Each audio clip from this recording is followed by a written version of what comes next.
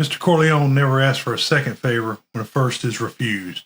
Charlie don't surf. What we wouldn't put up with then is dawdling service. And as you can see, we won't put up with it now. I love the smell of napalm in the morning. It smells like victory. Some actors demand attention. Some actors chase it. Robert Duvall never had to.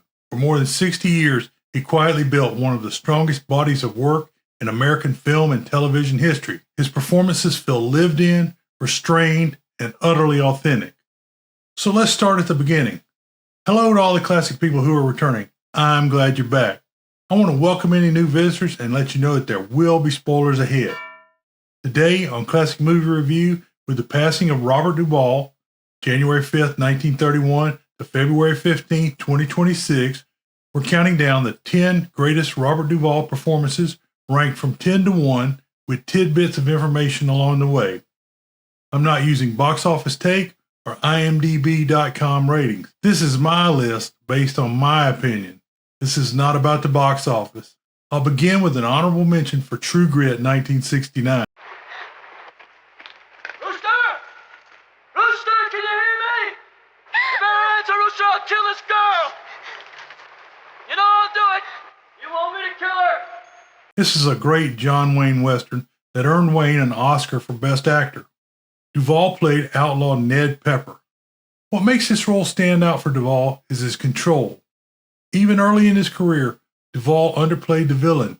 He doesn't shout or posture, but simply radiates quiet authority.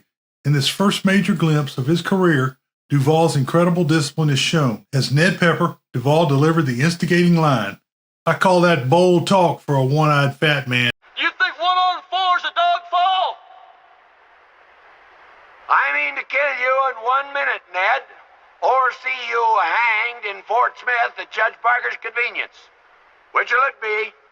I call that bold talk for a one-eyed fat man. Number 10, Kill a Mockingbird 1962.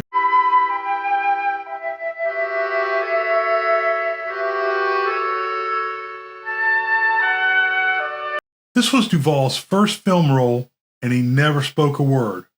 Director Robert Mulligan kept Boo Radley hidden in the shadows until the final reveal. When he stepped forward as Boo, Duvall portrayed him as gentle and vulnerable, with dark eyes, a slightly bent back, and slow and delicate movements. His silence was unforgettable. He was one of the few characters in this film who stood against evil, saving the children's lives. Thank you, Arthur.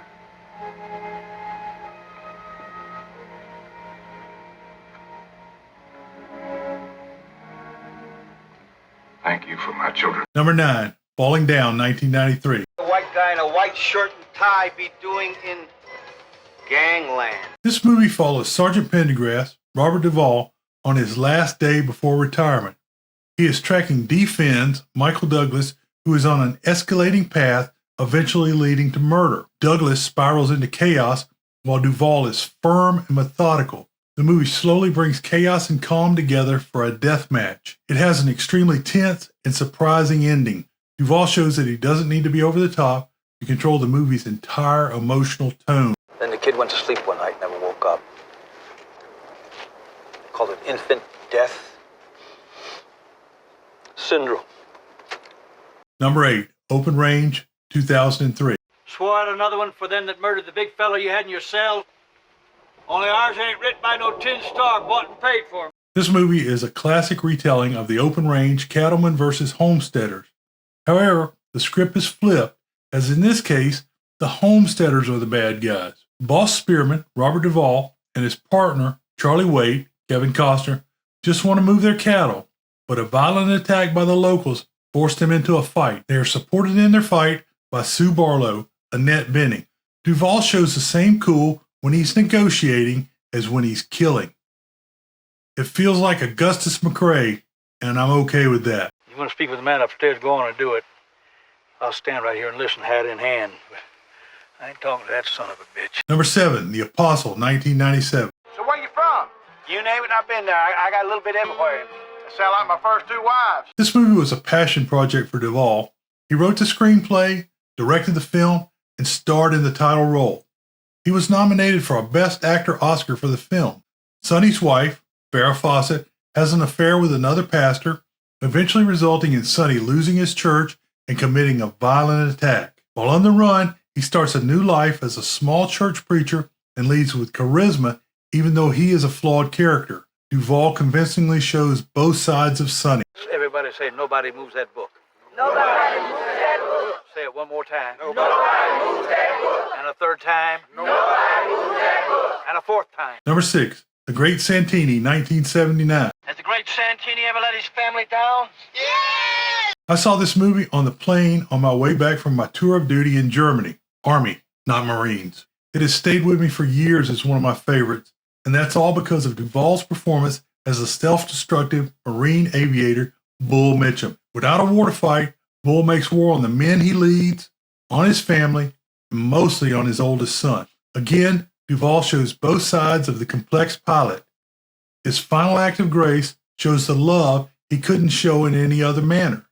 For this role, Duvall was nominated for a Best Actor Oscar. I don't want you to consider me as just your commanding officer. I want you to look on me like I was God. Number 5, Secondhand Lines, 2003. Sometimes the things that may or may not be true are the things that a man needs to believe in the most. That people are basically good. That honor, courage, and virtue mean everything. In this tearjerker, Duvall plays an elderly and cantankerous Hub McCain who is forced to take in a nephew in need of care. As Hub, Duvall shows the hardened side of a man forged in war and conflict, but he is able to turn it to love and the lessons of life as he adapts to the role of caretaker. Duvall's co-stars include Michael Caine as Uncle Garth and Haley Joel Osment as the child Walter. This movie is not only tender, but is also funny and poignant. Hub McCain. I fought in 2 world wars and countless smaller ones on 3 continents. I led thousands of men into battle with everything from horses and swords to artillery and tanks. I've seen the headwaters of the Nile. I've won and lost a dozen fortunes, killed many men, and loved only one woman with a passion a flea like you could never begin to understand. Number 4, Apocalypse Now, 1979. First of the night, air calves, son. Air mobile. I can take that point and hold it just as long as I like. Hell, a 6-foot peak. I don't know, sir. It's What is it, soldier? Well, I mean, it's pretty hairy in there. It's Charlie's point. Charlie, don't surf! In this journey into the heart of darkness, Duvall plays Air Cavalry Lieutenant Colonel Kilgore. Infantry leads the way, Air Cav saves the day. Duvall had a relatively small part in the film, but it had a huge impact on the movie and our culture. Kilgore is a fearless warrior with a passion for surfing. This role left us with the line, "I love the smell of napalm in the morning," and later, "smelled like victory." For this role, Duvall was nominated for the Best Supporting Actor Oscar. I love the smell of napalm in the morning. Smells like